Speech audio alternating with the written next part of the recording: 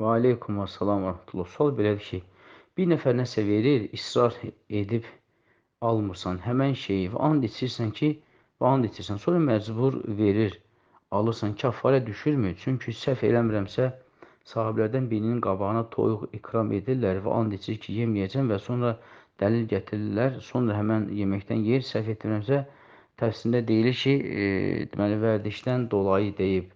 Ümumiyyətlə, əgər bir insan andı nə zaman andını kəffar eləyir, əgər o andı o verirsə, misal üçün deyir ki, sən birinə bir şey verirsən, o da deyir ki, and olsa Allaha götürməyəcəm. Yəni, bu artıq and verirsə, Allah and içirsə və sonra onu götürmək məcburiyyətindən qalırsa, bəli, o andına kəffarə verməlidir.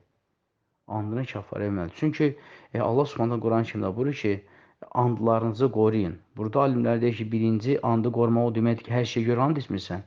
İkinci andı qorumaq o deməkdir ki, əgər and içmirsənsə, pozursansa onu kəffarə etməlisən.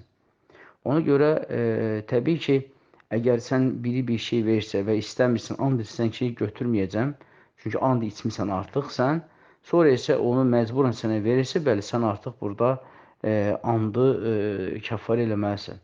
Andı kəffar eləməlisən. Düzdür, bəzi alimlər deyir ki, burada o məqsədlə and içməyib ki, andını and vermək barəsində. Burada sadəcə dildə olan vərdişdir ki, məsələn, deyir, götür, yox, vallahi götürmərəm.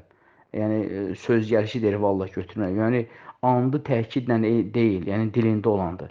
Bəzi alimlər deyir ki, buna əsasən kəffarə düşmür. Amma ehtiyat baxımından o ayədə ki, Allah təala deyir ki, andınızı qoruyun.